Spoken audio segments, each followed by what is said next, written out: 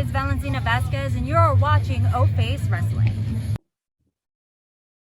Hey everyone, thanks for joining us today on O Face Wrestling. This is your host JT, and today I am joined by Valentina Vasquez. So thanks for joining us today, Valentina.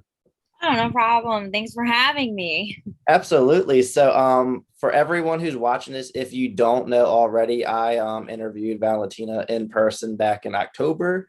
So I do remember I asked you about how did you get into wrestling? So I'm not going to repeat that question, but if anyone wants to know, I will put the link to that episode in the bio so you can watch that. It's like a quick 3-4 minute recording. So yeah, I just want to make sure I don't repeat the same questions and stuff like that. So everyone knows.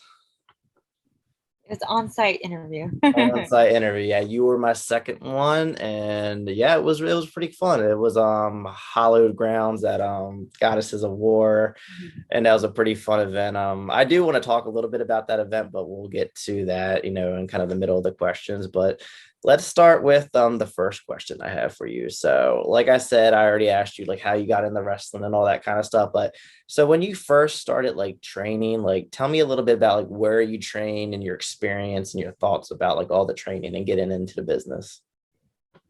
So I originally started training at CZW. I still go there, you know what I mean? My first day of training was brutal. And everyone says their first day of training is really hard, and it's because they pretty much want to see if this is something that you really actually want to do.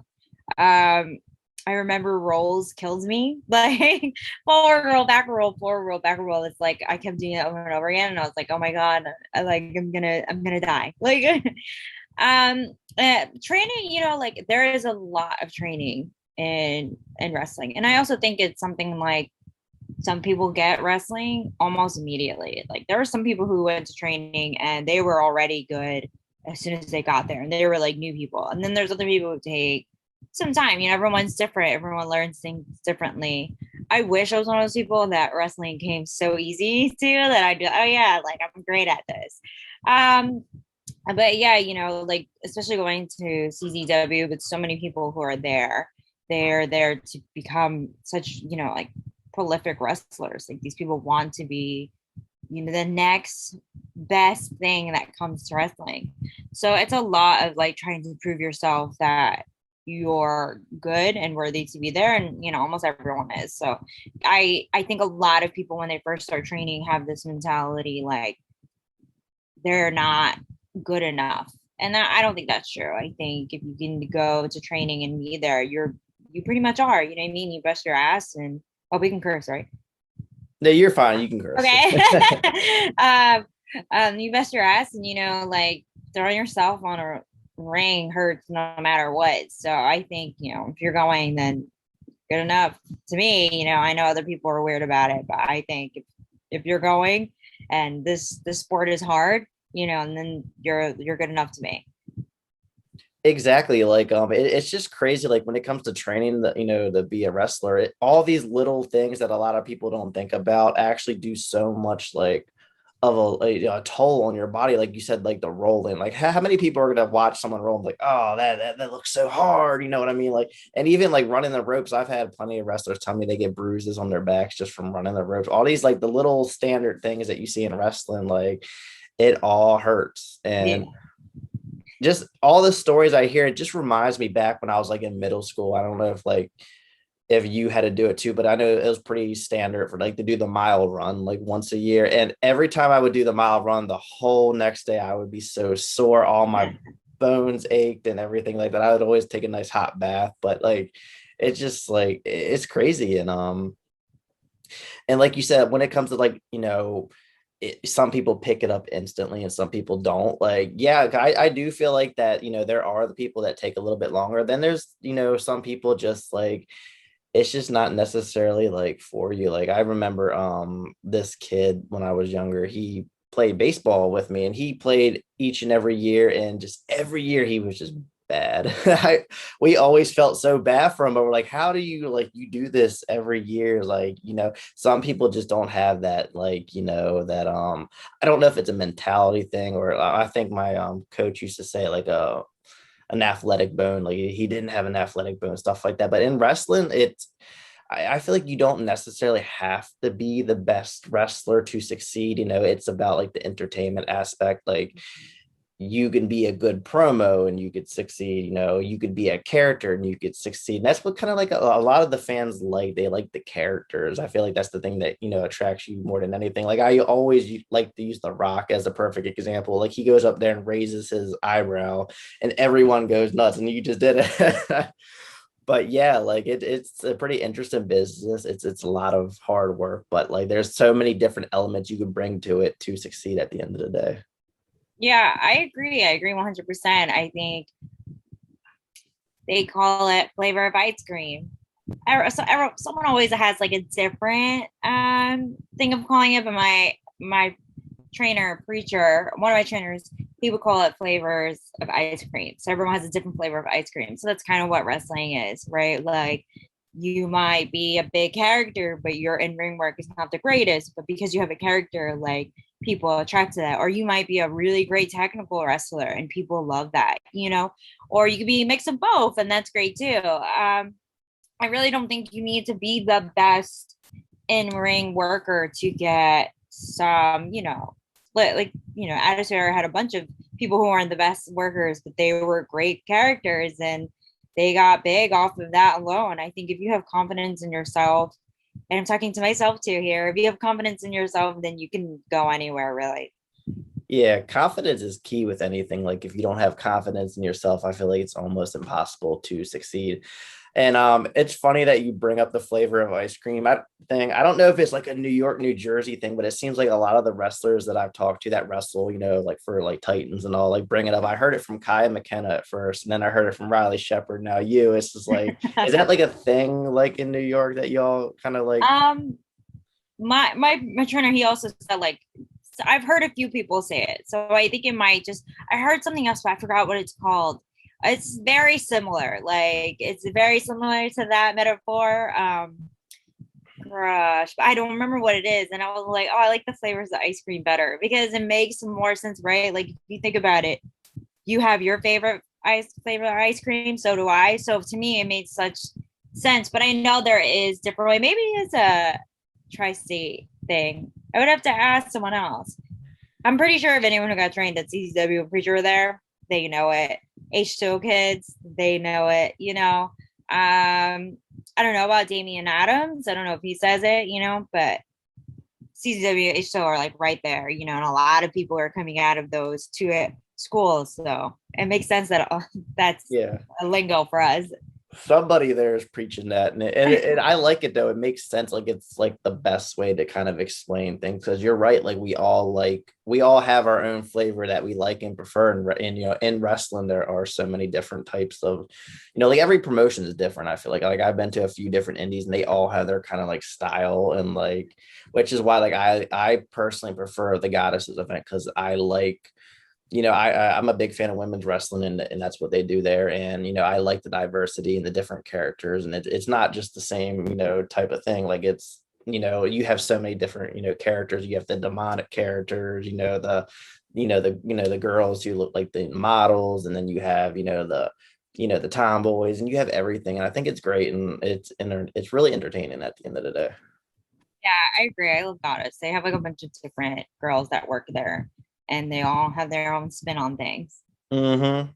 So that being said, the last Goddesses of War event was the one like I mentioned in October at Hollow Grounds. Hopefully they do something soon, but that was kind of like a Halloween themed, show, and you had the white mask for the entrance. Was that inspired by was it Strangers? Yes, it was inspired by the Strangers. Okay, yes, I that's what I thought it was, but I know I see a lot of white masks and a lot of horror movies. But I'm assuming you're a big fan of the movies. I love the Strangers. I talked about this. Unfortunately, I talked about this on another podcast, but they had technical difficulties, so I had to re-talk about it, but I didn't go into details. I love the Strangers. I love home invasion movies because I think those are the scariest ones. They're the most realistic, and to me, I really love that film. And I saw it, and I don't think anyone talks about the Strangers. Like it was probably like a thing that was like a fleeting movie that people talked about it, but to me, it like stuck with me. Like because you were home. You know what I mean? That stuck with me Exactly. forever. So yeah, no. So It I was, feel like I need to rewatch the first one because I remember when the first one came out, I was really stoked to watch it, and I just remember being disappointed in it. oh, really? But then the second one, I love that one. That's actually one of my favorite horror movies. I kind of it's something about like all the 80s music that they had, during like the kill scenes and stuff like that. But it That it part. was so good. And I just need to rewatch the first one because I remember when I saw Step Brothers for the first time, I was also hyped about that. And I was disappointed. And then I rewatched it a few years later and I ended up loving it. So I feel like I just need to go through it again. But Maybe I need to do it with Step Brothers because I did not like it when I saw it. So maybe I just need to give it a chance. is it like I know some people don't like the kind of humor like that Will Ferrell does, like the kind of like older, like goofy kind of guy, like kind of like Adam Sandler. Like a lot of people don't like that kind of humor. Well, I liked Anchorman because that was to me that was funny. And then I'm trying to think what other like Will Ferrell movie I actually genuinely like. Elf, I think and I think that's it. So like to me, my like I feel like he just plays the same character over and over again. So if you've seen him, minus like Anchorman and Elf, those are two like very kind of similar, but not at the same Mhm. time. I feel like if you've seen Will Ferrell once, you've seen it multiple times. It's the same thing with Adam Sandler. Like you've seen it once, you've seen it multiple times. It doesn't matter like what character he plays. It's just all very similar. So I think that's why people don't like their movies after a while because it's like, okay, what else can you do? So Exactly. Like I tend like with Adam Sandler, I tend to like a lot of his movies from the 90s. And then as he starts getting older, I start to dislike, some of them. Like I forgot, I think it's like Gumball, something raining gumballs or something like that that came out like in the 2000s. I didn't really like that, but yeah, it just I get it. Like, they're all their movies, they seem to be the same character. And if you're not like in love with that character, you're not gonna really like a lot of no, the movies. it's weird because I like Jack Black and I think he plays sometimes similar characters too, but like I don't know, I just find him funnier. Like, but I think they also have little spins. Like Nacho Libre is different, and then like the School of Rock character is different, and Orange County, he was different in that. I And I love Orange see why County. people wouldn't like Jack Black either, because it's very like copy and paste kind of sense of humor. Same thing with Seth Rogen and all of them. It's I think when a comedian knows something is funny, especially like a comedian actor, I don't mean like comedy stand up. Sometimes they do it too, but like actors will just it's called being typecast. So for them, they just play the same. They know it's over and over again. Like they know that it's gonna get them famous, and then they just play the same character over and over again. I think the only time Seth Rogen didn't play a similar character, it was that Christmas movie that he did with the guy who's Anthony Mackie and Joseph Gordon Lev. I don't know how to say that. Levitt. It's like it's a Christmas movie. And he plays like he gets high, but like he's a very serious kind of character, and that was kind Mhm. of cool. I forgot what that movie's called though. I have to look that up because it's ringing a bell, but I can't think off the top of my head what movie it is. But Yeah. I do recall him being in like a Christmas movie. I just forgot like the name and everything too. But yeah, so I guess we'll kind of move back to wrestling and then we'll go back to non-wrestling again because I have a really exciting question that I wanted to talk about or a topic that I wanted to talk about. But so going back to wrestling, so I know at the September Goddess of War event you were in the tables match, and I'm a big stipulation fan. I love stipulation matches. So tell me about your most intense stipulation match that you've ever been in, and then what stipulation match that you haven't done that you really want to do. I'm trying to think. So that match happened, and then I did like I don't know if you know Blackwater, Eddie Blackwater. He kind of retired now, but during that time he was still wrestling on and off. It was at a Dojo War show. If I find the link, I'll send it to you. It was called like the most Puerto Rican match ever, but like we did a bunch of hardcore stuff. Like he DVD'd me through a chair or on a chair. I should say on it because it didn't break. And that hurt so bad. I was like, I'll never do that again. Like, oh my God. And like I hit him with a kendo stick. And that I think was my first ever like match to do stuff like that. And that one was like, I think that's like one of my favorite matches of my actually wrestling career. And then I went through a table at CCW, but it was because I was being a manager to Young, Dumb, and Broke. So I went through a table, the rep did it. So that was my second time going through something. And then Echo and I mean, sorry, Mother Endless. Who's Echo? Who's that? I don't know who that is. I know that's her like her Twitter handle. It says Echo Yeah. Endless or something like that. Yeah. Mother Endless, she and I think it was doors. I say tables all the time too, but I think it was doors. That one, I was trying my hardest not to go to the door. That one was brutal too. I think the Puerto Rican one, because it's my favorite match. So I think that would be the one that I would pick. Yeah. I definitely want to see a clip online of you getting DDT'd on that chair now that you mentioned that. But yeah, like I know when you went through, I forget, it was a door, not a table. I think it was the door. I could be wrong, but I think it was the door. Whatever it was, I just know it looked really painful because it was the way you were like balled up when you went through it, and it was really quick too. It was like smack, it wasn't Yeah. one of those slow like suplex kind of things. You just really like went through that. You were okay after that, right? Yeah, I was fine. Okay. Sometimes when you see a wrestler go through a move and you're like, are they okay? Like that looked pretty painful. No, I was okay. I mean, any of those, any that, like, any bump could be. It sucked that night. I'm not gonna lie, but But as far as like, stipulation match, which one that you haven't done that you just really want to do? none. No, I'm kidding. Uh, I don't know. I think if there's a purpose to it, I would do any type of one. Probably nothing with glass. That's such a like I look at it and I see the guys do it and I'm like, I don't know how, because that's scary to me. Glass is very like what is it, like a anomaly, you know what I mean? Anything yeah. with glass. So that's kind of where I'm like, no thanks. I don't know, maybe like a ladders match. That'd be cool because I really love the Hardy Boys and the Dudley Boys and Ed and Christian. So to me, I think that would be cool to be a part of something like that. But like I said, it would have to be like for a reason, or a cage match, because that also that's cool as well. You can do anything in a cage. I mean, you can't do everything, but you could be as creative as you can possibly be in a cage match, right? Because you're trapped, so you have to do something.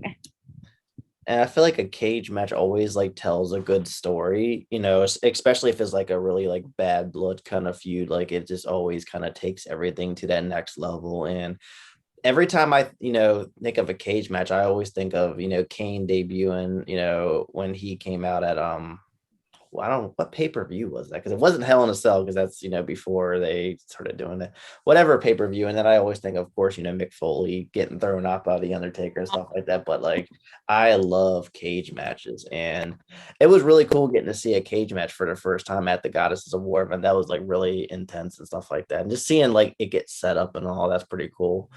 And then you talked about like glass, like yeah, like that's, you couldn't pay me enough to go through glass. There's times where I broken glass and I'm picking it up and just a little piece gets stuck in my finger and it hurts so bad. Like just imagine like all over your back or something like that. Like I see some pretty crazy stuff on the indies. Like I've seen people like with like an actual like kind of like an electric kind of like saw, and they're sawing through someone's head and stuff like that. I'm like, wow. I can, you know what?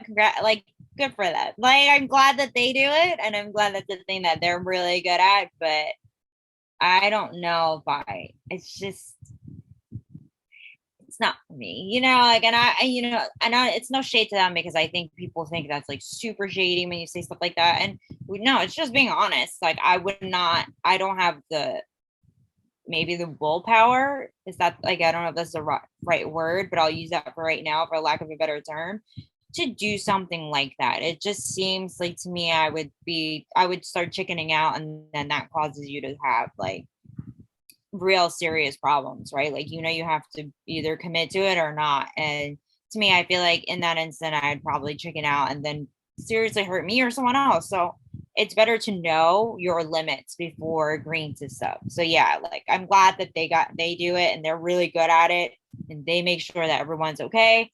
I couldn't do it. Yeah, I don't blame you or any wrestler who wouldn't want to do it. I mean, like you said, more power to the people who want to do it. It's entertaining. Like it's cool when you see like these like really intense stuff because there people, a lot of fans like that kind of stuff. They like the hardcore death match kind of stuff, but it's Yeah. also very dangerous. And one wrong move can be career ending or just, out for several months. And you got to take care of your body being a wrestler. And we've seen it plenty of times, when wrestlers are pretty hardcore, like Mick Foley, like I just mentioned, you see the wear and tear on him and how he walks now and stuff like that. So it's doing stuff like that is dangerous. And, it's something that I would, only recommend doing once every blue moon, for I would like some people will go out there every week and just like kill themselves. And it's like, yeah, that's fun. But then, you got to look at the long term. Yeah. You're shortening your career at the end of the day, too. Yeah. I mean, it's a big thing in South Jersey. It's a big thing on the internet, if we're going to be honest, it just is. I feel like a lot of people just don't want to be honest about this, it right now it's in. That's something that's really in. And I'm glad that there's so many people who are doing it and that feel comfortable doing it.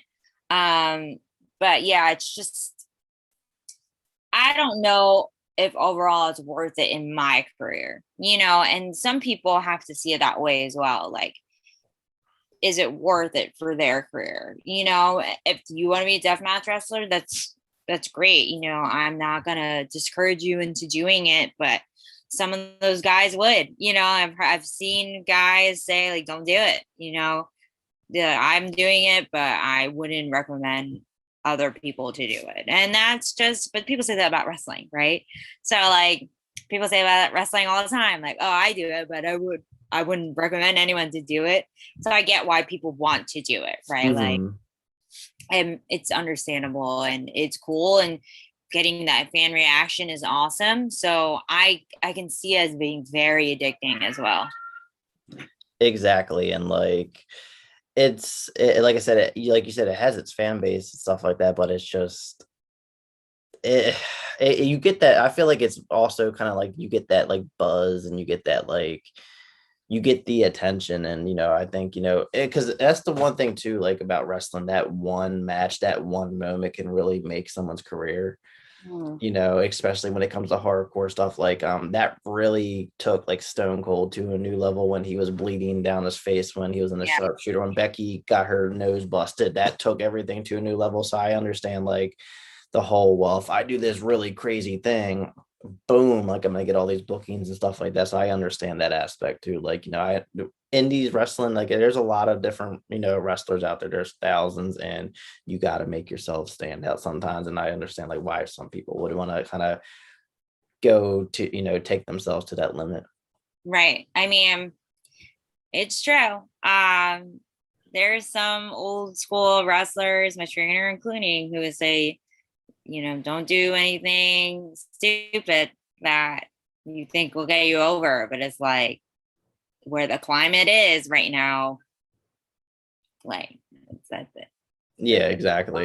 What the climate is right now is you do something really fucking cool on the internet and that's it. You're booked a lot of places. Yep, So exactly. I just, I just wish people would be honest and call a spade, and that's what it is, and I understand why older wrestlers and like my trainer would say that, because obviously they don't want anyone to get hurt. That's something that they're like, hey, you want to do this long term, don't do anything stupid because you'll get hurt, and that's it. Like, okay, that one thing that got cool over the internet, what next? Like, are you going to keep having to do something like that over and over again? And most likely, maybe, or you may get the fans that you need, so you don't have to do stuff like that. It's wrestling's hard, like any place. It's like a puzzle, and you got to figure out what is the perfect piece for your career. And I never judge anyone who does anything that they think that would work for them. In the end of the day, it's their career. You know what I mean? So you kind of just have to accept it. You kind of have to be like, yeah, if that works for you, great. Like, I'm glad that's working for you. Yep, it's your body, your career, do whatever you think is best. I like you said, I wouldn't recommend doing it. Like I would, if I was a trainer, I would just feel horrible if I said, hey, if you go jump off of this cage, you're gonna get all these views and all this attention, and they do it, and then they never wrestle again. You know what I mean? So that's I wouldn't, be happy if I heard trainers or anything like that were telling people to do these crazy dangerous things. I feel like that's just kind of that's on the wrestlers to make that decision if they want to do these kind of things and stuff like that. But yeah, it's cool, but I feel like there's plenty of ways to get over without doing crazy stunts as well. I mean, Dean Malenko was one of the best wrestlers, and he wasn't doing anything like that. Like Eddie Guerrero, one of the best wrestlers, and really didn't do much like that. I mean, he did like a ladders match, really, but was that a real, like, I mean, like, was it like a ladder match? Like, was it Jeff Hardy, Matt Hardy, And I also think it comes from that, right? A lot of people really love the TLC matches, and that's why a lot of people are doing that stuff. So I think that's just shaped the generation, and that generation's doing what they think, what they liked, what they idolize. And that, like I said, like, I feel like, you just have to accept, like, you got to accept what they're doing, and like I said, they're really brave, and I'm glad that they're doing it safely. Like, I mean, as safe as you could possibly do in those situations. Exactly. And it's like you just mentioned, like Jeff Hardy and all. I was talking to my friend not too long ago about him. It's like it's crazy that he still wrestles like after all these years doing all these crazy stunts and all this stuff. Like, because we were talking about like your career and how it shortens your career. He's like mid to late 50s and he's still jumping off ladders and stuff. I mean, obviously he's not wrestling each and every week, but he's still, semi full time and he's Yeah. still doing it. That's crazy. Like, Yeah, it is kind of, I say the same thing because you see Jeff and you're like, how is this man not broken? Like, how is he not in so much pain, And he probably took really good care of his body, other from miscellaneous stuff that, it is what it is. He had his demons, he handled that, and he did it. But I mean, like, physically, other than whatever else he was doing, he probably took really good care of himself. Like, soaked his body, made sure, like, hey, if anything hurts, he goes to the doctor and like check that out. Like, you really just got to make sure your wrestling is a physical thing, so you got to make sure your body is still, I mean, not in like top condition, obviously, because doing all this stuff, your body's never going to be in top condition unless you take like a real serious break and let your body really rest. But you should probably do stuff so that your body is like okay, like, like put an oil change in your car. Your car's so old, but you still put an oil change in it because it's still working, and that's kind of how you should think of your body. Like, it's not what it used to be, but I still have to do whatever I have to do to make sure it's still functional. exactly. Like I know stretching is really important, and I know a lot of wrestlers use those massage guns too. I actually have one myself. I use it on my thighs all the time because I get a lot of pain on my legs. But yeah, like just like stuff like that, you just gotta, and cupping. I know a lot of wrestlers do cupping as well. Like I want to do that, but it looks painful. I actually do it to myself. I bought like a cupping kit on Amazon, and I try to get my upper back, Yeah. but it's not really that bad, honestly. The pain, it just I've heard some people say they don't like it because of the pain, but it's not really that bad in my opinion. I would recommend trying it. But yeah, that's just me. So now I had mentioned that I wanted to go back to non-wrestling stuff. So I know that you also like to stream on Twitch. I used to stream on Twitch just a little bit like 2 years ago. I didn't do it for too long, but I am a gamer. So of course I want to talk a little bit about video games. So tell me about some of the games that you like to stream or just some of your favorite games in general. So I liked video games, but didn't love it. But last year I played Far Cry 5, which I know was already out, but by the time I played it, I think I saw like a post on Tumblr talking about, because Far Cry always has like, they're always down in like South America or Asia, and they always have like characters that the villains are people of color. But I think you're a person of color in the movie, and the like your character is as well. But I think they got a lot of flack. So people were talking about, oh look, it's like in Montana, and finally like they're showing the other side of the coin. So I was like, all right, let me see how this is. And it's a cult thing, which I love. Like those things are always so interesting. And I really fell in love with it.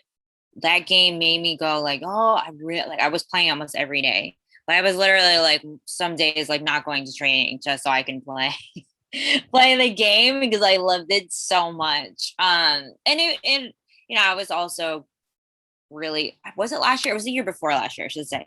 I was really depressed. So like putting myself in playing that game made me like really happy. So it helped me out a lot in that sense. And then now I play Dead by Daylight, which I really love. It's a lot of fun. I was playing Apex as well. It was like Far Cry 5, Apex. I was playing constantly. I'm absolutely horrible in Apex. I love Apex, but I'm not good at Apex. Like the shooting is so freaking hard. And they say like that game's hard, like a hard shooting game. So at least I know I'm not that dreadful in it, but yeah, no, really bad in that game. And now it's like Dead by Daylight. I'm excited for Far Cry 6 because it looks really good. I've been waiting for a while for it, because it was supposed to come out in February last year, but then COVID happened. So then it got delayed. And I was really excited for it then. And I'm even more excited for it now. And Wolf Among Us. I feel like the second one's never going to come. It's unfortunate, it's one of my favorite games, but they like went bankrupt or they like stopped and then they came back, and every time anyone asks is like, oh, when is 2 coming out, they kind of give like vague answers. So I'm just like letting the hope go. If it comes out, great. If it doesn't come out, at least I know it would have been awesome. But the Telltale games are really like too, but it's so unfortunate, like I said, like they went bankrupt and then they're going through whatever, and then COVID happened, and then it's like, it's all up in the air. You're like, will we get another Batman game? They kind of left it on a cliffhanger. Will we get another, like they're doing Life is Strange on its own, but it was a Telltale game, or they helped or at one point. Apparently like Guardians of the Galaxy one is a lot of fun, and so was the Game of Thrones. I never played the zombie ones because I'm like kind of zombied out, but I heard that's also really good. And I don't know if they finished any of those stories. I know Games of Thrones, they never did a second one. I know Guardians of the Galaxy, they never did a second one. So it's like, to me, I'm like, do I even really want to play these games? Because like, then I'm going to want a second one. And now I'm like, it doesn't have it.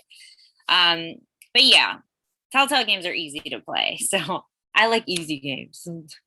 Yeah, me too. I usually play on like the easiest difficulty, just because it's just, unless it's like one of those games where like you upgrade your weapons on like easy mode, you can carry that over to like the hard mode. That's the only way I ever do it. But I remember playing a little bit of The Walking Dead. I think like one of the episodes was like free on PlayStation, and I tried it out.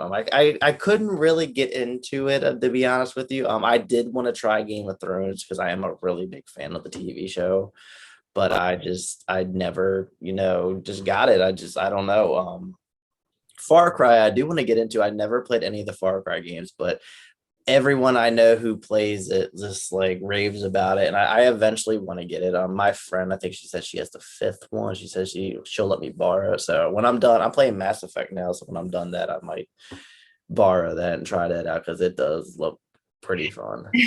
Far Cry 5 is so much fun. I can talk about Far Cry 5 until I'm like purple in the face. I love that game. And I really don't know why, but I really like absolutely loved it. Loved the characters. I loved you having a character where you like, I think the thing is with I played Far Cry 4. I don't like it as much. And my friend was like, oh, you'll love it. Like, you're going to love it. If you love Far Cry 5, you're going to love Far Cry 4. And I'm like, okay, cool. And I started playing it, and it's just, maybe it's because like, I don't know. It wasn't, to me, it wasn't the same thing. And I still haven't finished it. Like, it's still like, I bought it for like $9 because it was on sale, and I still haven't finished it. I think it was because like you had to make your own weapons, and it was really hard to make them. And Far Cry 5, that was it. Like, you can steal guns, you have it, and you can make it because of New Dawn, which is like the sequel to Far Cry 5, but not really. I'm not gonna, it's spoilers, I won't say spoilers for that one, but you make your own weapons there, and it was fairly easy. And then when I played Far Cry 4, it was like, what the hell? Like, I was having such a hard time doing it, and I think it just turned me off from it, because the character is really interesting, the villain, but it's just like, if it's a hard gameplay to me, I immediately go, I don't care. Like, yeah, and like you can pick your character. So in like Far Cry 5, you're allowed to pick your character and how you want them to look and stuff like that. And I get it. I think that's what made Far Cry 5 like really big, is that, sometimes I think when you make your characters always men, and you lose a demographic of people. I know girls who play Far Cry 2 and Far Cry 3 because it was Vass, and they really love that character. And then Far Cry 4, they didn't really play that much. And Vass is like an attractive character. So I'm sure like a lot of people were playing. I hate to be that person, but I'm sure a lot of people were playing that because of him. And, he was an interesting character. And then Far Cry 5, you're able to do whatever you want. You know what I mean? Like, you can pick, it was kind of like a GTA. You can pick whatever your character wanted to be. And I think that made more people wanted to play. So I think that's why it's the most popular one so far. Yeah, it's definitely one I gotta definitely want to try. I know like on because like I said, I play Mass Effect. You can change if you want a male or female character, and I think you can edit their face and stuff like that too. I've never done that. Like I just like do the generic character because I'm not. I'll be honest with you. I've never been a big fan of like taking all that time to like create like the character and stuff like that. I'm just lazy. I just want to play the game to be honest with you. But Well, it's really easy in Far Cry 5. You just pick a skin tone, hair, like whatever hair they have, and then like that's it. Like, you know what I mean? Like, guy or girl, and then that was it. And like they have all kind of cool hair. And I was just like, so I'll like, if I play again, I'll always do like a different hairstyle just for my character to be different, I guess. I don't know. Like, but yeah, I understand what you mean. Like, I can like sometimes it can be overwhelming when it gives you too many choices and you're just like, I don't know, I just want to play, I don't care. Like, I was like exactly. Red Dead Redemption, it was just like a lot. And I was the second one, and I was like, oh, I don't know. And I picked whatever. Like, I was like, I just wanted to play a game. And then I don't know if I like that game either. And I was like, well, I wasted so much money on this. I don't even think I care for it because it's Yeah, a gameplay. it's a very long game. I bought it not too long after it came out, and I played a few hours of it, and then I just haven't played it since. And it's like, it's also like for me, I like shorter games because Yeah. I work a lot, so it's kind of hard to for me. I know if it's a long game, it's going to take me a very long time to actually be able Yeah. to beat it, and I'm Oh, very impatient. yeah. Sorry, I So didn't mean to cut you off. Yeah, I heard that game is like super long. Far Cry 5, is it long? I feel like it's not. I feel like if you do a lot of side missions, it is. But if you do enough to get you points to finish the map, that part of the map, then you're done. yeah, Right? Like me and my friend, we didn't do a lot of side missions. We did like the playing through, and we were done within a few weeks, but then we went back to play all the other like parts of the game. And I think that's what makes that game long. So yeah, I think you'll definitely enjoy Far Cry 5 because if as long I think you only need is like 500 points to go to the next map, and it's super easy to get them. Like, you're just like right through. yeah, like I tend to be like a trophy hunter, so I like doing all the little side things and just to try to get every like trophy I can. So like I do usually do the side missions and all the little exploring and stuff like that that you can. It just depends on how much fun I'm having with the game too. If it's a game that I'm really liking, I will do all the side stuff, but if I'm not really enjoying it that much, I just try to just do the regular story and stuff like that. Like, I actually I beat Mass Effect 2 today, and I did all the side and exploring and all that kind of stuff. And it shows you like your total like gameplay time. And I played like 34 hours. Wow, like it didn't feel like that long to me. Like when you're having fun, like Yeah, the time goes by so fast. I'll play those. I know someone who really liked those games too, so I should probably look into it. Yeah, I recommended the remastered version for the trilogy came out like 2 months ago or something like that. So it's something I recommend. Anytime, like I talk very highly of it every time I recommend it to someone. If they actually do play it, they love it. But I always tell people to start with the second one because the first one I actually never beat. I couldn't really get into it. It's just it wasn't that exciting for me. But the second and third one were really good. Yeah, like it's like BioShock for me. I loved it, but I never, for some reason, I never finished playing it. Like when I was Hmm. playing it, I really loved it. And I was like, oh wow, this is really cool and this is awesome. And then for some odd reason, I never went back to it. And I was just like, and every time I look at it, it's like a PS4 game now. And I just look at it and I'm like, I really wish like I finished that game, but now I'm like, do I really want to buy it for another system? I mean, sorry, a PS3 game. And I'm like, do I really want to buy it for like another system now? And that whole thing is just very annoying. Like you're like, do I really want to like invest another money like on it again for another game? Am I gonna play it? I'm not sure. I do that. I buy like there's a lot. I feel like half of my PS4 games are like the remastered editions for like the PS1, PS2, and Mhm. PS3, era and stuff like that. For me, it's just like because I do they usually put like all the DLC into it. So sometimes if I didn't buy the DLC for it when it originally came out, it gives me that opportunity. But I just I'm a big nostalgia person. I love playing the games that I grew up playing and stuff like that again. And like I had mentioned, I love my trophies and stuff like that. So it gives me an excuse to get more trophies and all as well. So I do usually buy the remastered editions. And I love BioShock because you mentioned that like when I first played that when it came out, it was just so mind blowing, like being underwater and stuff like that. I thought that was really cool.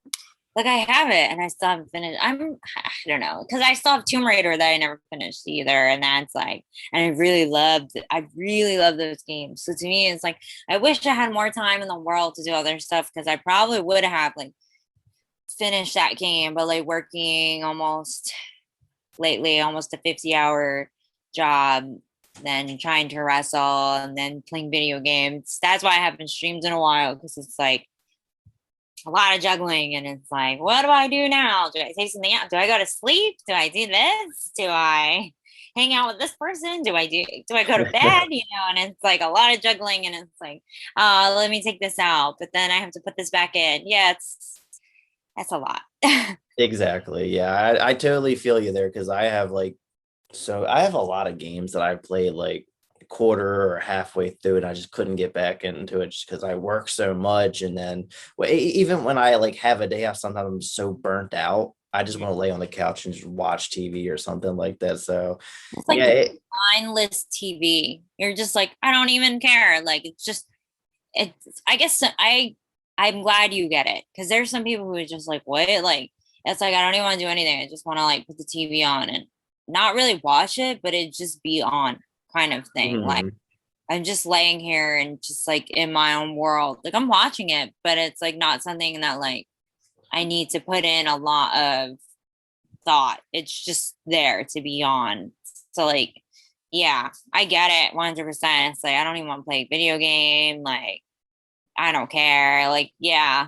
And, like my friend was like, "Oh, you don't want to play?" Like, and I'm like, "No, not really." Like, I understand that you want to play with me, and I want to play too, but it's just like, nah, no, Yeah, like I don't want. I'll want to play, but then I just won't have the motivation to do it. And I tell Exactly. myself like every week, I was like, oh well, this weekend I'll put all this time into this game, and then that day comes, I was like, just want to lay down, put something on TV. Usually it's like background noise, and I'm kind of like on my phone on like TikTok or YouTube or something like that. Like it's been a really big habit too, just having the TV on just for the noise now. Like I don't Yeah, it's hard for me to actually like fully watch an episode or a movie and like watch it, and without like not looking at my phone or anything like that too. Like yeah. I'm 100% the exact same way. I get it.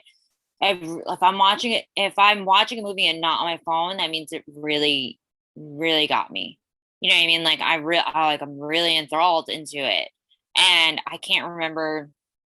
That did happen recently, but I can't remember what it was. Maybe like I don't know. I can't remember what it was, but I do remember going like watching it fully, and it was like Oh, okay. I understand now why people are like, oh, like either a movie is really good and you pay attention, or it's just like you're on your phone and you don't care. I can't remember what it was. I don't know. That's why for me it's hard to watch like foreign films. Like when I was younger, I used to watch foreign films all the time, and I, excuse me, and I used to. That was like a thing that I loved doing, was like watch horror foreign films. And now it's just like that's a lot of full attention that I can't really handle at the moment to do. And it's the same thing with anime, like because I used to watch it in Japanese or whatever, Korean or whatever the anime was from, and then I would read the subtitles. I used to do that, but now I've been doing is listening to dubs, which I absolutely hate. But for me to know what to watch something, I will watch it in English instead. Yeah, it's just hard. It really is just burnt out. Like that's exactly what that is. It's just like this level of burnt out where you're like, it's just there. It's just it's just on, you know. I play sometimes mobile games. I know, like, I'm such a just a loser because people make fun of, especially gamers make fun of that. But a lot of it is like they're stories, but they're interactive, and there's like, you know what I mean, like, and that I put a lot of attention into. Um, and it's like, and it's weird how I can focus on those and then realize like, oh, hours went by. Maybe it's like a phone thing. I don't know. We really are the aliens from daylight, I swear. uh, but you know, it's just a lot of my time goes into that. I haven't even like really read either because I feel like it's just so much. I don't know what that's called. I really do think it's just burnt out. It's just like something that's easy that you're just like, yep, and just go through and that's it. Like I got overwhelmed with Animal Crossing. You know how everyone was like really big into Animal Crossing with COVID. Mhm. I was still working. And then everyone was like, oh, look at my island. And it was all nice. And mine still looked like a fucking caveman island. And I'm like, okay, enough. And then I was just like, I just quit because I was like, I put all my time and it still looks bad to me. And it was just making, and I felt like I was working. Like it was like I was at work, but then I was playing a game and I felt like it was work because I was trying to make Mhm. it look so nice. And then I haven't played it. I haven't played it since like I think Thanksgiving because I was just like I can't anymore because it's like it's not fun and it's driving me crazy. So yeah, and you know those games are supposed to be like easy, relax going, like you're not really doing anything. You're supposed to just enjoy it as it goes, but it was just making me go like I feel like I'm working when I'm supposed to be just enjoying what's happening. So yeah, I like stepped away from Animal Crossing, which is really upsetting because I really did enjoy it at one point, but it was just like, why does my island look so bad? Like, why does everyone else look so great? Am I not creative as I thought I was? You know, and then it makes you like second guess yourself, like, oh my god, I am not a creative person. Like, yeah, no thanks. Like and then it makes you go like I'm just old. I feel like this old person like, damaged by work. I'm not this creative person. Yeah, it was causing a lot of like inner monologue about myself, and I was like, nope, no, just stop playing. Yeah, that kind of reminds me of because I at one point I was playing Roller Coaster Typhoon on my phone, and I would like you could like I would look at other people's parks on YouTube just to kind of get ideas what to do with mine. Like, wow, like these people are like really freaking creative, and my park looks very like boring and stuff like that. And it sucks because like if you really want to get to that level, you have to spend money on the mobile games, and I don't like that too. I feel like that's kind of how it is for a lot of the games. Like if you really want to progress, like you have to. Pay for play. It sucks. I used to play the fucking Pirates of the Caribbean one because it was so much fun. And I would spend so many hours playing the fucking game. But it was like you really did have I never spent money on it because I was like, I'm not doing that. Like this is just fucking game. Like I'm not gonna spend money on it all the time. And then I got to a point where I was like, I was the captain. I had my crew. I had like all of this. And then I had to like upload it one day and it took a really long time. Like, you know, it took a long time to do it or it wouldn't upload. And I got fed up and I just stopped playing. And I'm sure a lot of those people were like, where is she? Like, because, you know, you're playing with people who play the game as well. And you make like cheats or like, you know, oh, we're going to hit this person or we're going to move over to this side so that we don't get hit. It's a lot of like interacting with other people and having your co-captain. So if you're a captain, you have a co-captain and working with them and working with your team. And I'm sure they were probably like, what happened to her? She never came back. But it was just because it was too much at that point. It was like, I'm spending all my money on this. And I'm spending hours, like I'm waking up in the middle of the night to put my bubble back up so that like no one can loot my island and take all my shit that it took me forever to get in the first place. And, or I have to spend money to get a 24-hour one. And I was just like, yeah, no, it was too much. And I was like, I don't even care. And I've always think about like, maybe I should play again. And I'm like, nope, let it go. Just let it go. Cause you're just going to drive yourself crazy. Like, no, I'm okay. Because I feel like you have to have a certain level of commitment and activity with games like that in order to like succeed. Because I played this one game one time. It was I forgot what it was called, but you would like attack people's villages and stuff like that. And I know what you're talking about. I know what you're talking about because the guy I played with said he played that game. and it's fun, but it's like if you go like a certain amount of time without playing, you come back and your village has been like raided and stuff like that, and your coins are gone. I would get pissed off, and I hated the notifications because it was linked to my Facebook, and I would keep getting the notifications every time I was attacked on my messenger, and I'm like, I do not want this on my thing. Like it was just so annoying. So I eventually deleted the game. I was like, okay, because I can't, because there's just times I just can't get on for a while, and just it's very stressful. And I totally understand where you're coming from. That was like verbatim the Pirates of the Caribbean game. Like it would be like, oh, your island's about to get attacked. And I'm like in the middle of work and I'm like, oh my God, I can't get my island attacked because I put all like my time and effort in this and like all my money and all my loot and all my wood and all this stuff. And then, you know, you try to go on and play at work. And it's just like, it was just becoming too much. It's just like, I don't care. And I deleted it. And it's the same thing like, I used to play the Kim Kardashian game because my friend played and he was like, oh, play. And I'm like, okay, because we'll play together or whatever. Or like, we'll say like, oh, what level are you at? And I would play with him. And that was another one. It was like, you spent all your time on it. You had to spend money to be worth of something. Or you like missions would be like 12 hours long. Like, when am I going to bed if the mission's like 12 hours long? And then if you mess up, then you lose the mission. And it was just like, I told him, I'm deleting it.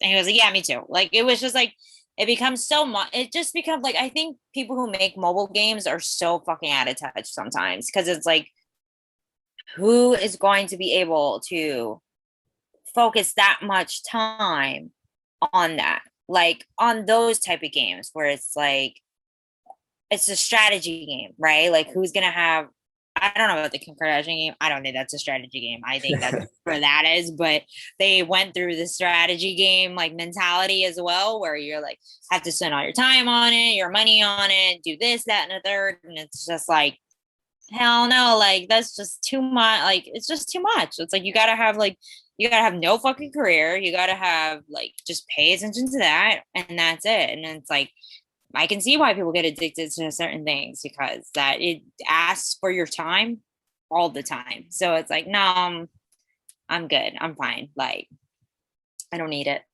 And it's just crazy how many people actually do make the time to actually dedicate themselves to like any kind of game. Like I know like it's not a mobile game, but I know Fortnite. Like there's some people like there's like a religion to them. They're just like constantly on all the time, and it's just like you said, like do you have no career or anything like that? Like yeah, there are people out there they somehow make it work.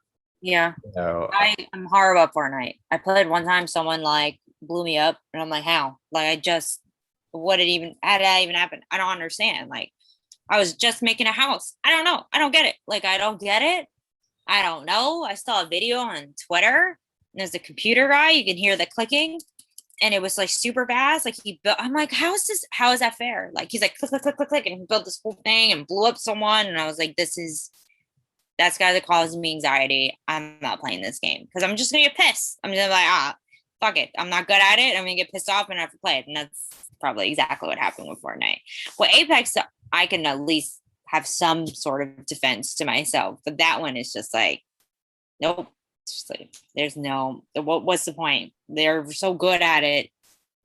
That's There's no why point in joining. I can't do online games anymore. Just like even Call of Duty, I used to play that a lot when I was like in my teens and all, and I was pretty good at it. But when I tried getting back into it like a year or two ago, I just got like demolished. Like I'm like, wow, I thought I was good at this. Like, but Yeah. you got these like hardcore gamers who play nothing but one game each and every day, and it's like I can't do that. Like even if I had the time, like I like a variety of different video games. Like I like, I just cannot do the same game over and over. It just gets boring. Like Yep. I need something fresh. But yeah, I can't do online games anymore. I like single player. Like I said, I easy mode, just glide through it, enjoy the story and stuff like that. I agree. I know someone said the same thing with Call of Duty. He was like, "Oh shit!" Like the online gaming kind of like fucked it up for him. I feel like Apex also has that, and sometimes if I play by myself, it's exactly verbatim like that, where you're like, "Oh fuck!" Like, what was the point of playing? And then sometimes I play and I like win. So it's like it's hit or miss with Apex. It's like I don't know what's going on, but I hope they keep it that way because if it's like Call of Duty and Fortnite, it's just not going to be enjoyable because you Mhm. genuinely have to play all the time. And I feel like a lot of people who are home for COVID play it a lot. And some of these people got really good. And it was just like, you would come on after work and it was just like you get demolished. And I mean, my friend were like, there should be like on like a night hour where people who work or essential workers can come on so they can play because they're just getting demolished. And I was like, for real, that'd be funny. Like from 8 to 9, essential workers only. We were just laughing because we were like, wow, we suck so bad. But it's just because we were working. So it was just like impossible to get as good as some of those people were. Yeah, and that's like, yeah, that's crazy because like I'm an essential worker too, so obviously during COVID, like my company, like things blew up because we're online food delivery and all that. But I would get so jealous when I would like a lot of my friends were working from home and stuff like that. And my one friend, she's like really big into wrestling. She's like, oh, I'm watching NXT, I'm watching this, I'm watching that. I'm like, yeah, aren't you so lucky? Like, Yeah. you get all this extra time to do this stuff and all. I mean, I'm grateful that I have a job that still is running and stuff like that. But like, yeah, it's just like it gave a lot of people opportunities to really get good and play games and all this stuff. And us essential workers, we never really got that opportunity to. Yeah. Never got the opportunity to be able to put time into other stuff, which Mhm. it's the bittersweet to that. Like, oh yeah, we had a job and we were getting money, and we were lucky and fortunate to be in that like bubble where we were still working no matter what. But it also like you get kind of sad when you see people who are like, oh look, I'm doing this painting and it took me 5 hours and I can come back to it whenever I want. And I had all the time in the world to do whatever. Like I read all my book collection that I had, and you would see things, and some people would be like, "Oh, I'm so bored now," and I'm like, "How? Like can do anything. You can do anything. You can learn a whole new skill. Like you could learn how to draw because all you do is just put all your time into it. You don't have to do anything else. You know what I mean? But I mean, I guess that's like the grass is greener on the other side. It's me. I would have loved to have a lot of that free time to do whatever I wanted. Um, but I can say that and then have that free time and then have gone mental and lost Yeah. myself and not done that.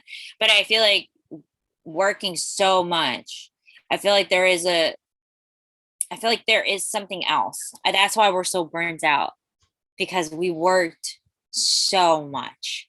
It was like you worked when everyone was in break, which is fine, but then you extra worked because you could, right? Because they're like, oh, there's no one here. We need you to be here for another 3 to 4 hours. And then it was like that for months where you were like, oh, yeah, like I'm okay with working all these hours and getting extra money. But then it was like, are you really okay with working these hours? Because now we're in a new year and not in COVID world. Well, we still are, let's be real, but We're at the not very end.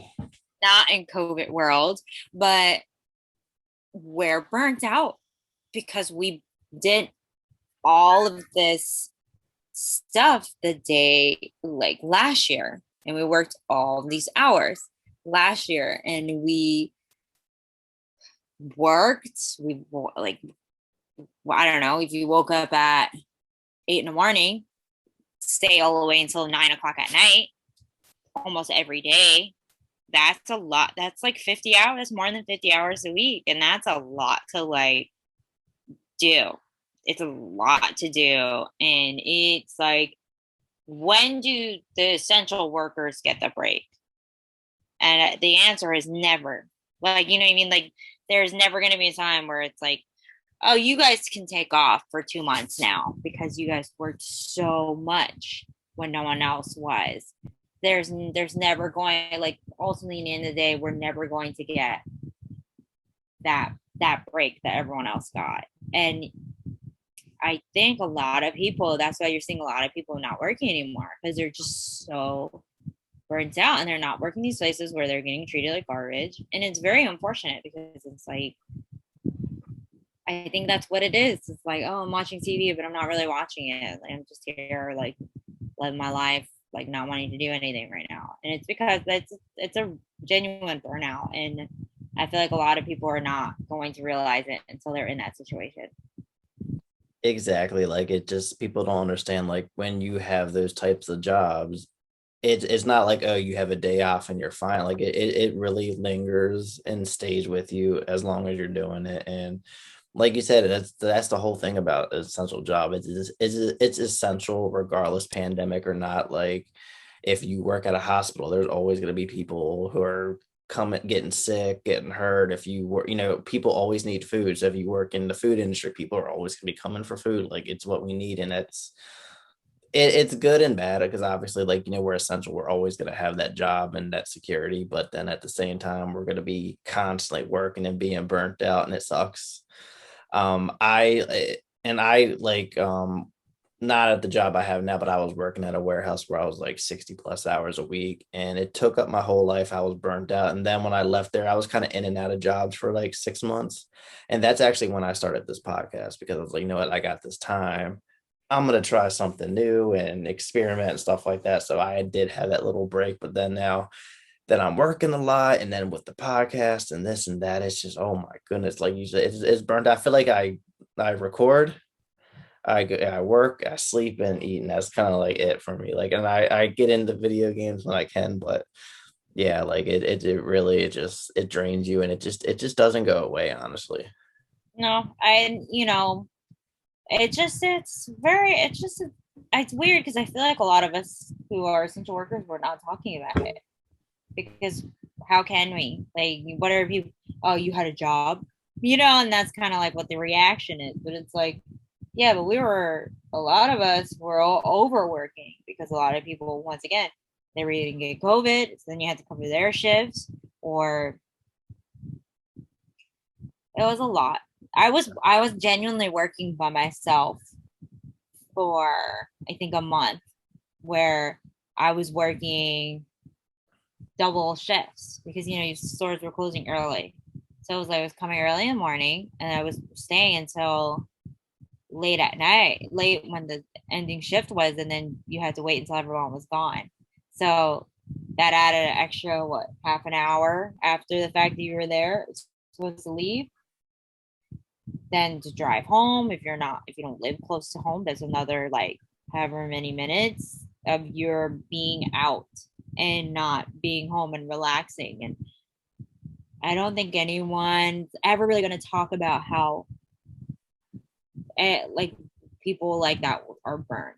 Like, I can see it, you can see it, like, where people are just like, people who are really good workers, like phenomenal workers, now are just like, they don't want to do anything, they don't care, like they just want to like go, like, be there and then leave.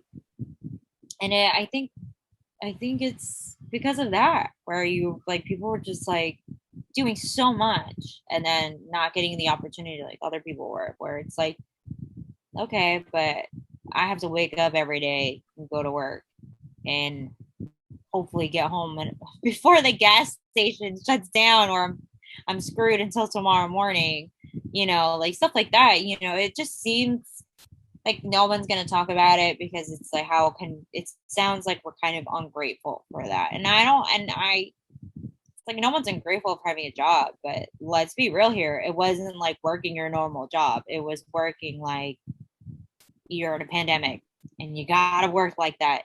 And that's a different level than anything else. And I don't think anyone's ever going to talk about it. And it sucks because I feel like it's going to affect a lot. I think that's going to affect a lot of people till years come, where it's like they don't want to do anything anymore. So I never thought about it until now. Look at that breakthrough. Yeah, I didn't really think about that too, but yeah, like when you're an essential worker, you're like during that time when COVID was at its peak, a lot of people were getting sick, and or there are people who are quarantined and just not coming to work, so you were low staffed, and if you had an essential job, most likely it got busier at the same time, so you're like losing people, and the business is picking up.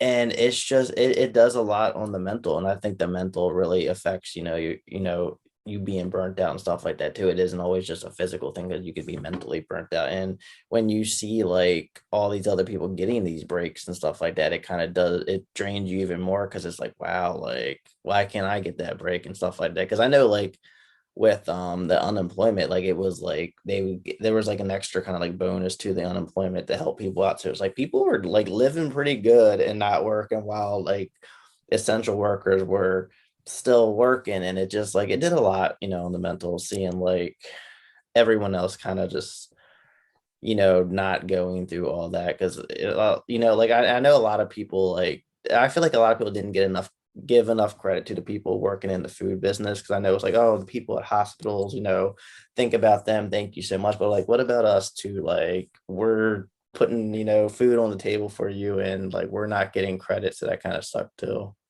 I agree. I think I worked in a grocery setting, not an actual grocery, but there's groceries, so we had to be open, of course.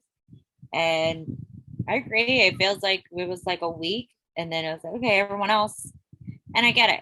No, like, they worked in a hospital. That was brutal, and it had to be. And I understand. And my friend he works in a hospital, and so does his wife. I 100% get it. They were slaving away, but I feel like they weren't like, so were we. You know what I mean? And we were also risking our lives as well, and no one was kind of seeing that. Like we weren't getting PPE, we weren't getting any of that stuff either. Like we were genuinely just out there raw dogging air for a while, and then they're like, oh, you have to wear a mask. And I was wearing masks like a month before they told us to wear. I was like, hell no, like this seems like something's going on. Like I do not feel comfortable. Now I'm okay. And I started wearing a mask like a month before they told us we were supposed to. And there you go. Like, you know what I mean? I was like, I fucking knew it. And to me, it's just like there was not enough for us either. Like there was not enough for anyone. Let's be real. But we were kind of on the back burner. Like line cooks were dying like crazy because COVID was hitting them like crazy. Grocery workers were getting it like crazy because we were around people all the time. Like we were around people so much, and we were around people who were saying they weren't sick, and they were. At least in the hospital, like these people are sick. Mm-hmm. So, but in a grocery store, people go in there when they have the flu before COVID, and they were just going in there and didn't care about no one, didn't care about who they were passing it to. So it's just like you can tell the level of respect from society, right? Mm-hmm. Oh, if you have the flu, why are you going into a grocery store and not making sure you're not getting anyone else sick? You can tell there's just there's just like a level in society where they respect certain people and they don't care, and it is what it is, and it's very unfortunate, but I think we as a society need to talk about it. Like a lot of these people I know, so, and not to get dark, but I know people who died and they were working in grocery stores, like, and it's just very unfortunate that no one was paying attention. Like no one really talks about them. Like these people were working sometimes more hours than they should have been and were in the line of the fire as well. exactly. And like, I think the one like interesting thing is like you said, like how society is. I feel like as far as like our culture here in America, I feel like it's gonna change too because of COVID. Because like face masks, they never were a thing. Like I know like in different countries, a lot of people wear face masks all the time. And Yeah. I think now we're seeing kind of like the benefits of face masks. Like the flu really wasn't even a thing Hmm. this Everyone was wearing winter. face And masks. I feel like a lot of people they're gonna start doing it. Like if they're sick, they're probably gonna wear a face mask out in public now to kind of like prevent, from spreading it and stuff like that. Or just in general, people might just wear it as a precaution during flu season, just to not, or hopefully not get the flu and stuff like that. So I think that's like a pretty interesting thing that a lot of people aren't talking about either. It's just kind of how like the culture of America is going to change now because of COVID. Like Yeah.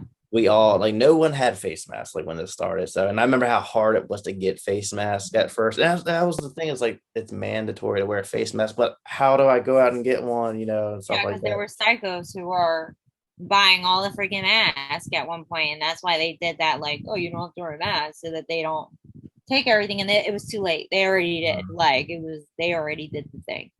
Yeah, I agree. I still wear mine. Like, I'm like, no, I'm okay. Like, I'm vaccinated, and I still wear it. I'm like, no.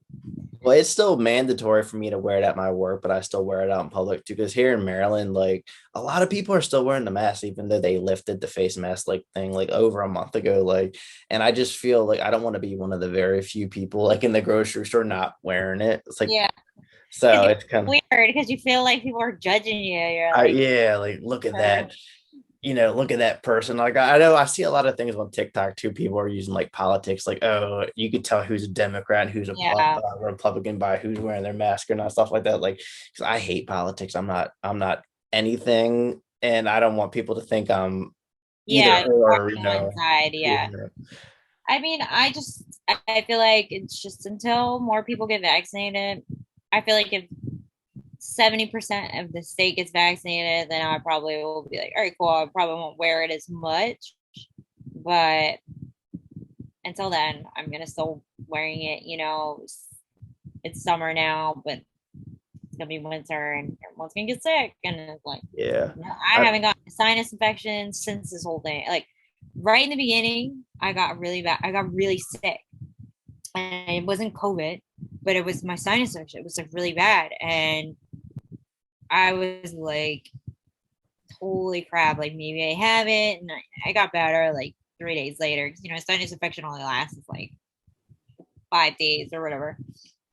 But I haven't gotten one since. Then it's like why would I not wear a mask in the winter? It just seems like a logical thing just not to get sick. So mhm. And it like keeps your face warm too. So that's like yep. the best of both worlds and stuff like that. Cause like I'm debating because I have the one that I got from my work. It's the one that you kind of like wrap around your whole face. And Yeah. I'm thinking like I kind of might wear this from now because I work in a fridge, like a big old like cold area. So I'm thinking like Yeah. this might actually be beneficial, like just to wear to keep my neck warm and stuff like that. So I've been debating it because but yeah, like I think like in by July I might stop wearing it in public and stuff like that, just because if I wear glasses, I see you wear them too. It fogs up your glasses. So I kind of it's very annoying, and sometimes like depending on like what I'm doing, it's kind of hard to breathe too sometimes. Yeah. Actually, like in beginning of the pandemic when I was at work, because I do warehouse, we're running around like crazy. I couldn't breathe and I had to leave because I was like I started kind of like getting like a panic attack too because I was freaking out because I had this mask on. I can't take it off, and I was like, it was really difficult. Yeah. I mean, I feel like a lot of people wanted. I didn't want to talk about the fact that like wearing a mask, like getting used to wearing a mask was kind of impossible. I mean, I hate to say that because it's not. Obviously, now I'm okay, but sometimes if I wear a mask too close and I'm doing a lot of talking, I get shortness of breath. So like we can be a little bit realistic here and say like sometimes it does happen. I mean, not always, not to the extent where some people were acting so they wouldn't wear the fucking mask. Like they're just being assholes. But like this today, I was doing like a presentation and I was wearing the mask and I felt out of breath because it was a lot. It was like 10 pages. So I was like, oh, okay. Like I took it off and then I was like, all right, let me just like take a breather. And when I first was wearing it, it was, remember it was like really hot. So it was like hard to breathe with it on your face. And when, if you wanted to work out, it was hard to breathe with it on your face. But, you know, you got used to it. It was just like just having to get used to it. And I think a lot of people didn't want to openly say, like, yeah, sometimes it is kind of harder to breathe with the mask on when you're not used to it because it was the whole political climate that we were in. So sucks. Yeah, but for the love of God, I don't know how anyone like went to the gym and worked out with the mask on. Like I just, as I know, I could not do that. Like I worked that at home and I was like, nah, I'm okay. Like I like to walk around the neighborhood, and that's about it. Like I don't do this in general. Like with the pandemic, it was like people were like when gyms started opening. Like I would not have done that. Like everyone touching all the equipment and stuff like that. That's just no. well, that's why it got closed down because it was they were saying it was spreading a lot because of the Yeah, gym. So that's why it got closed down first.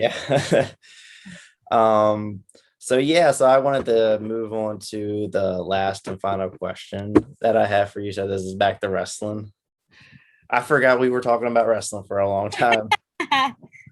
So now this is kind of a fun question. So if you were hypothetically given an opportunity to wrestle at WrestleMania main event, and you got to choose any opponent, it could be someone from the Indies, WWE, Impact, AEW, anyone who is still actively wrestling, who would you choose? Okay. I'm trying to think. Still actively wrestling. Wow. I'm like trying to catalog. Click, click, click, click, click. I who would be the dream match? Um,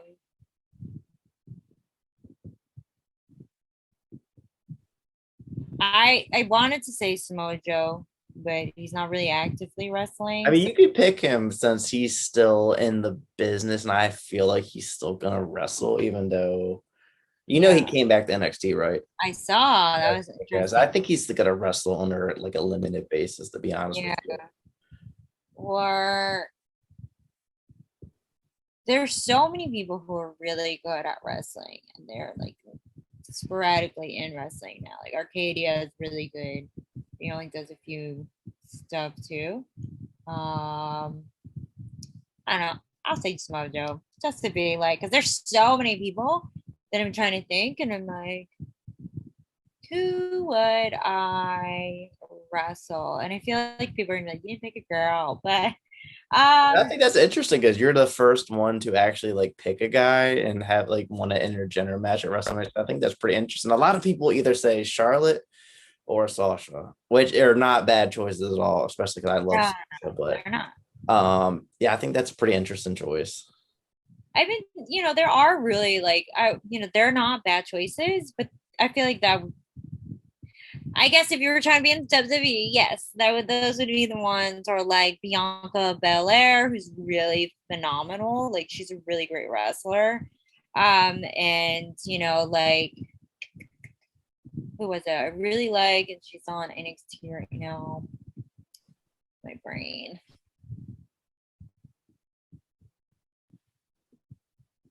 Is she new to NXT? No, Io, Japanese. Io Shirai. Yes, like that would be like a great WrestleMania match. You know what I mean? Like if we were gonna go like, oh, if we were gonna go like new school, because they were doing intergender matches back in 2000s and 90s, then yeah, like I would pick her. You know what I mean? Like that would be, she's so good. She's so like she's great, and she's fucking gorgeous, and like I love her. I think she's phenomenal. Like yeah, if we were gonna do new school, it would be her. Yeah, but like if we were gonna be like anyone, Samoa Joe, of course. I think that would be fun. I know that. Would you want to go through his finisher? I don't. I know he stopped doing it in WWF. Was it called like the Brain Buster or the Muscle Buster or something like that? Yeah, I was well. I said I would take one from someone at CCW and it didn't happen. So I guess so. Like it looks scary though. Like It not does gonna look lie. scary. Like, it looks scary. It's like I think he injured a few people in NXT doing it too, which is why they had him stop doing it. Which that's the even scarier part about it too, is like how yeah. dangerous it's just kind of like the pile driver. Like they limited to only like Taker and Kane because Yeah. I know Austin when he got pile drive by Owen Hart and broke his neck. There's just some moves that are just they're so scary looking, and for a good reason. They're also very dangerous. Yeah. I mean, like the risk. You know what I mean? Like to me, the risk and you have to trust your partner. So I mean, I know the Owen Hart thing that was kind of more in so cold. That was kind of Owen Hart's fault. I know we shouldn't talk ill of the dead, but I know it was more of Owen Hart's fault than anything else. And that sometimes that happens too, and that's the risk in wrestling where you're trusting someone with your body completely. And that's unfortunate that that's the risk that can happen. Exactly, and sometimes it just freak accidents happen, like when like Sting got the buckle bomb by Seth Rollins. It was just a standard buckle bomb, and just because of the age or just bad luck, it ended him and stuff like that. So sometimes it's just bad luck. Your body just breaks down randomly, and you never know when it's gonna happen. Yep. But yeah, that wraps up all the questions that I had for you. So I just have to thank you so much for joining us today on O Face Wrestling.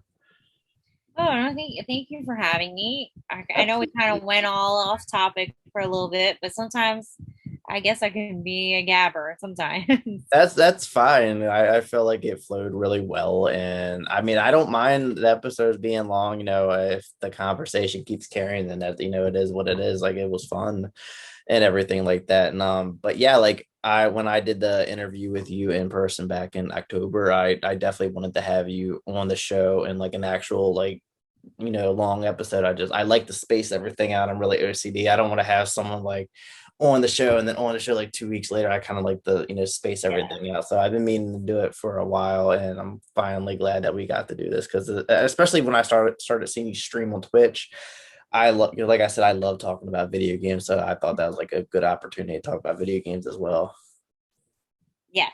I mean, I think Twitch made people realize that I'm just because I think I was very not personable on social media. So I think that made people go like, oh, she's not as distant and cold as Uh-huh. people think of me. So Yeah, my friend, she wrestles for MCW. She's like that on social media. Like before I ever met her, I posted something about her and she just liked it. I'm like, I said this really nice thing about her, and all I yeah. got was a like. And then I meet her in person and she's so nice and very talkative. Just some people on social media, they're just not the biggest like engaging person or something like that. Like it's hard to really read someone based off of like typing, texting, messaging, and stuff like that. Yeah, I also just I've been on like the internet for forever because I'm a fossil fuel. But but I just don't think I've ever gotten the hang of like being popular on the internet. I Hmm. don't think that was ever a thing. Like, and maybe it's because I'm boring at AF, but it's because like I guess I just like because you're thinking to type, Hmm. and that's like a whole different being than talking. When you talk, you're thinking, but you're not like overthinking. Sometimes you are. It depends on the question and how and the situation. But texting is like, does that sound right? Would they get what I'm saying? Do I have to explain this?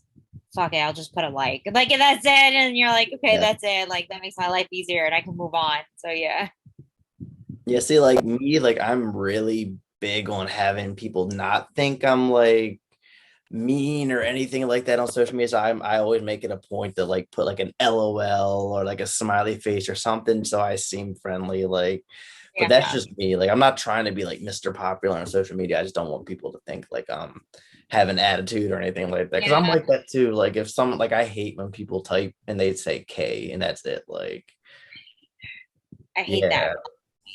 I'm like, are you mad? Like, no. And I'm That's like, what I'm thinking about. But some people are just like, okay, that's just how they are. But I always like look at it through like the other person's point of view. So I'm like, maybe I should just put this smiley face or LOL or something like that in there just I'm so they like know the it's cool. exact same way.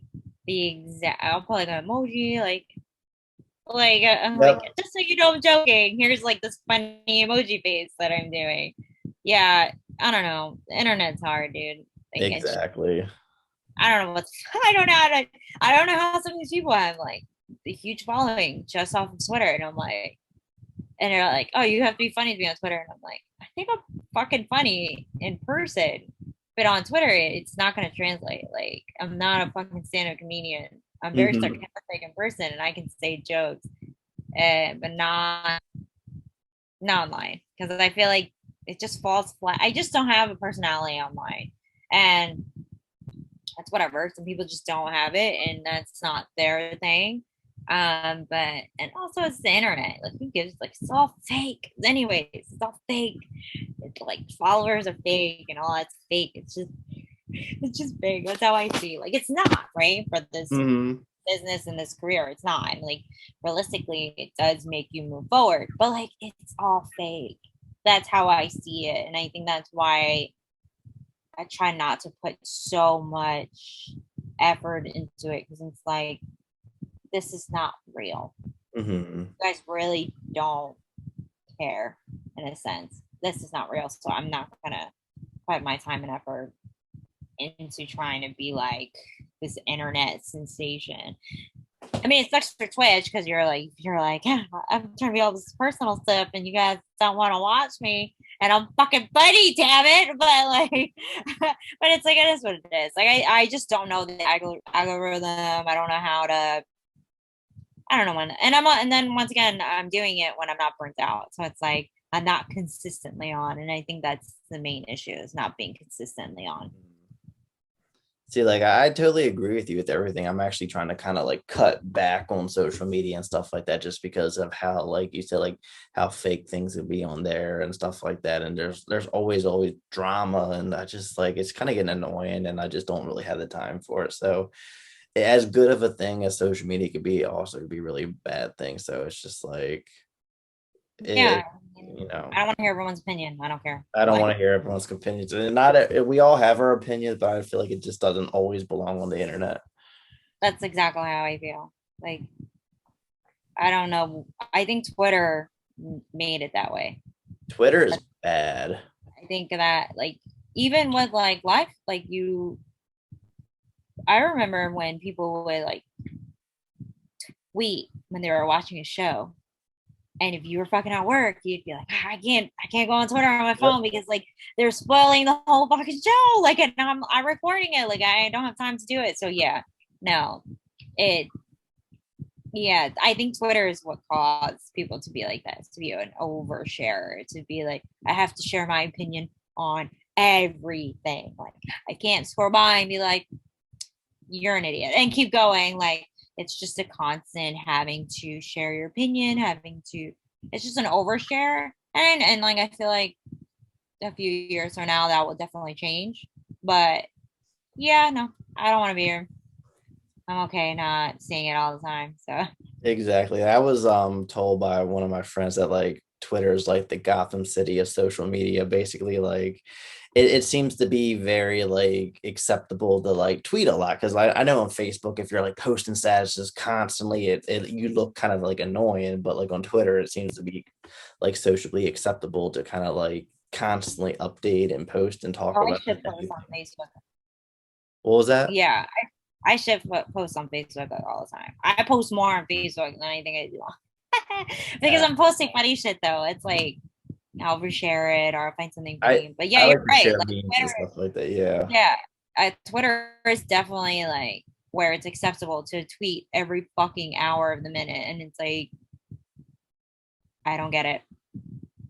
I I don't don't. get it either. I tried like at one point I was like very active on Twitter, but then I'm like kind of like I don't want to like tweet all this and say all this and stuff like that, because then a lot of people are also very judgmental and rude and nasty. And I'm like, yeah, Twitter's just not a good place. Actually, like I want to get rid of my Twitter so bad, and I think I probably will soon. But yeah, it just sucks and it's not a good place, honestly. I feel like it brings out the worst in a lot of people. Yeah, I agree. There was someone who, I don't know who it was, and like obviously they're not important in my brain, doesn't care, saying like, oh, Twitter is only a bad place if you are interacting with people. I'm like, no, it's shitty. Like Twitter, there's no way to just make it friends only. That's the problem. I mean, you can make you can Tweet protect private, your tweets. Yeah. but there's no real way to make Twitter friends only so everyone can see everything unless you private it. Yeah. Then there's certain, but I think that gives you a false sense of security where you can expose yourself in a way that you probably shouldn't to certain people because they're a part of your private Twitter. And it's not like live journal where you can put, like, I feel like a lot of people, what this people are missing nowadays is blogging. Because like before, I used to go on Zanga, Live Journal, and all these places, and you would have little communities that would just be for you. Twitter is out in the atmosphere, and anyone can see it. Out of your wrestling bubble, in your wrestling bubble, everyone can see what the hell you're saying. And I think that is very bad in a way, and good in a way, like with anything. But Twitter definitely makes you be those people where you're like, I have an opinion on something, I'm going to tell you. There you go. And anyone can see it. Mm-hmm. Gives you a false sense of reality of yourself, I think. I definitely agree with you, and it's sad that it's like that. I wish there's a lot of privacy and stuff on Twitter. I wish they would change to make it safer, stuff like that, because I feel like it's dangerous too, because a lot of people bully and stuff like that on there too. And like I hate how like if you block someone, they can still go to your profile and say so and so blocked you. So then it kind of puts you out there and it's not safe. Like if you block someone like Facebook or Instagram, They you're don't know. 100% invisible to each other. Yeah. They It don't know. Yeah, but on They don't Twitter, know. it just makes no sense how like the people who run it like with the things they do. Like it's just they need to make it more safer and I agree. more private and stuff like that too, because it's scary. Like people, like a lot of people on there are crazy and they're really mean and nasty, and Yeah. I just can't do it anymore. Like when I first saw it, I thought this is the greatest thing. Like look at all these wrestling fans, because there's not a lot of wrestling fans in Maryland. So I was like, I get to meet all these wrestling fans, and I met a lot of great friends on there. But then I'm now seeing a lot of nasty people on there, or just a lot of people who just have just such a negative mindset. That affects me too, because I'm really big with energy. Like if I see or negative things, it kind of like affects me and stuff like that. So it's just like, yeah, it's like Twitter just sucks at the end of the day. And it's like I definitely don't see myself being on it for very long. I agree. I think, like I said, Twitter gives people this sense of falsehood about themselves. I think it allows them to feel like, I don't want to say more important than they think they are, but I guess I'll say that that's what it is. They get this sense of like, I have all these followers, and therefore I'm an internet sensation. yeah. Yeah. Thank you, because I was gonna say something and I didn't know if that was gonna come out good. Yeah, and it gives them this sense of power that they don't have elsewhere.